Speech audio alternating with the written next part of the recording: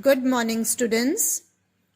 The following lesson is of class 8 for the subject of biology, topic appendicular skeleton, which is covered in chapter 12, skeleton, movement and locomotion, starting on page number 117 of your textbook titled Concise Biology, Selena Publications, and is being submitted to you on 14th of December 2020.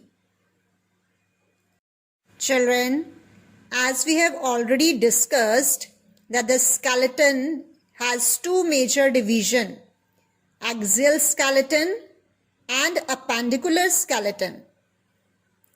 In the last class, we have discussed about the axial skeleton. Now, today, we will learn about appendicular skeleton. Appendicular skeleton consists of two girdles, that is the pectoral and pelvic girdle, and the bones of the limbs, that is the forelimbs and the hind limbs. Now let us discuss about all these parts of appendicular skeleton in detail. Let us first discuss about the bones present in our limbs. Bones of the limbs. The skeleton structure of the forelimb and the hind limbs follow a general plan. The forelimb, that is our arms, consist of number 1, a single long bone, humerus, which is present in our upper arm. Number 2, two long bones in the lower arm. These are radius and ulna. Radius bone is present on the side of the thumb and ulna is present on the other side towards the little finger. 8 carpals or wrist bones, which are present in the wrist. 5 metacarpals, which are present in the palm. 14 phalanges, that is the short bones. 2 short bones are present in our thumb and 3 each in the remaining 4 fingers. Children, please look at figure 1 showing the various bones present in our forelimb, that is in the arm. The upper arm is having a single bone which is called humerus. The lower part of the arm is having 2 bones, radius and ulna. Radius bone is present towards the thumb and ulna on the opposite side, that is towards the little finger. Then we have carpals, which are present in our wrist. Metacarpals, which are present in our palms, and small bones called phalanges, which are present in our fingers and thumb. Now let us talk about the hind limb. Hind limb consists of a long bone femur in the thigh. Thigh bone, that is femur, is longest and strongest bone in the body. Two long bones are present in the lower leg, namely tibia and fibula. The inner side, that is, the side of the greater toe, has tibia, and the outer side, fibula, is present in the shank. 7 tarsal bones are present in the ankle. 5 long metatarsal bones are present in the foot. 14 phalanges, that is small bones, 2 in the greater toe and 3 each in other 4 toes. And lastly, there is patella or kneecap. Patella is joined to the lower end of the femur.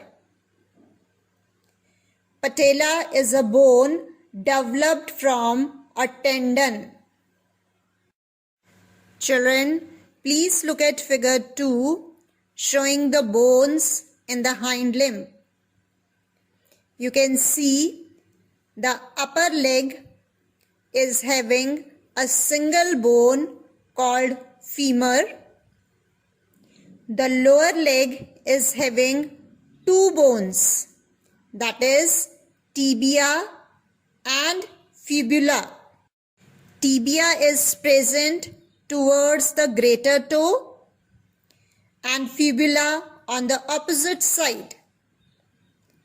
Then we have tarsals which are present in the ankle, metatarsals which are present in the foot, and lastly the phalanges which are present in our toes.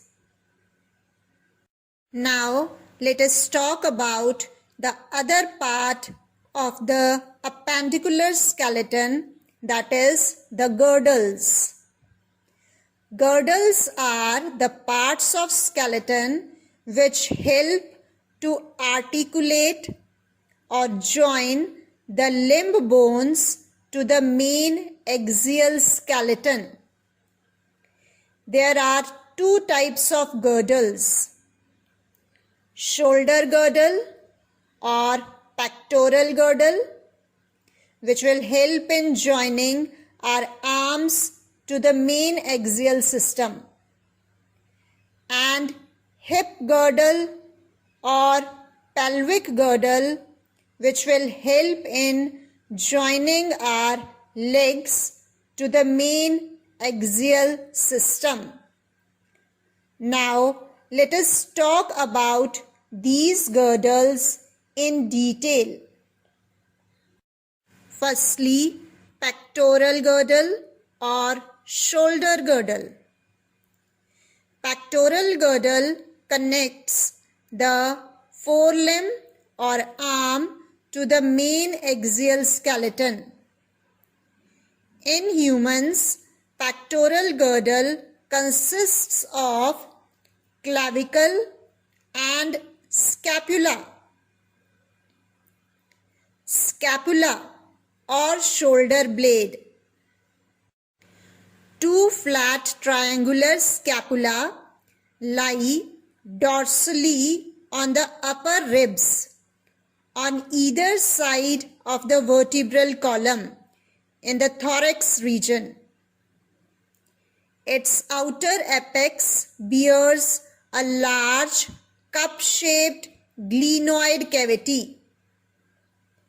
The rounded upper head of the humerus fits into the glenoid cavity. Children, look at figure 3 showing the pectoral girdle. Firstly, look at the positioning of pectoral girdle in the skeleton.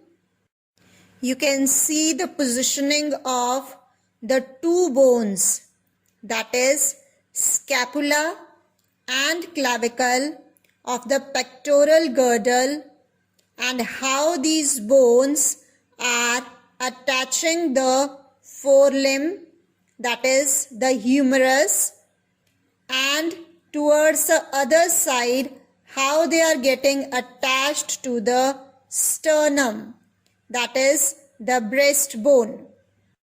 Children, you can further see that the scapula on one side is having a cavity called glenoid cavity. The upper rounded end of the humerus, that is our forelimb, is getting fixed into the glenoid cavity, and thus our forelimb gets attached to the scapula, that is our pectoral girdle on one side. On the other side, you can see the other bone of the pectoral girdle, that is the clavicle, is attaching the pectoral girdle to the sternum, that is the central breastbone. Now let us talk about the clavicle or the collarbone. Shoulder blade or scapula has a small raised part to which a long and curved clavicle is attached. The other end of the clavicle is joined to the uppermost part of the sternum. Children, you can see figure 4 showing the scapula and the clavicle. You can see the humerus is attached to the scapula. Scapula is attached to the clavicle, and the other end of the clavicle is getting attached to the sternum. Thus, our forelimb is getting attached to the main axial system with the help of these two bones, scapula and clavicle, which are forming our pectoral girdle. Now, before going further in the chapter, let us take a 3 minutes break. All of you please write down the answers to the following questions in your notebooks. Question number 1. Name the longest bone in the human body. Question number 2. Name the two bones present in the lower arm. Question number 3. Name the cavity present in the shoulder blade. You may now pause the lesson for 3 minutes. Break is over, children. Welcome back. Listen to the correct answers first. Answer number 1. Femur is the longest bone in the body. Answer number 2. Two bones in the lower arm are radius and ulna. Answer number 3. Glenoid cavity is present in the shoulder blade. Now, let us resume the topic with the discussion of pelvic girdle or hip girdle. Pelvic girdle attaches the hind limb or leg to the main axial skeleton. It is a large trough-shaped part formed by two hip bones that are joined medially to the sacrum, which is a part of vertebral column. Each hip bone is made up of three fused bones: ilium, ischium, and pubis. On each side, pelvic girdle bears a large cup-shaped articular cavity called acetabulum. Large round head of the thigh bone or femur fits into the acetabulum. Children, you may see figure 5 showing the pelvic girdle. You can see the three bones of the pelvic girdle, that is ilium, ischium, and pubis. Ilium, ischium, and pubis are forming our pelvic girdle. Also, children, you may see in the figure acetabulum.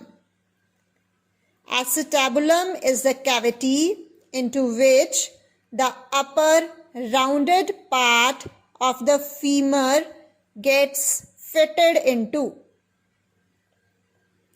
Thus, our hind limb is getting attached to the pelvic girdle by getting fitted into the acetabulum and thus getting attached with the pelvic girdle.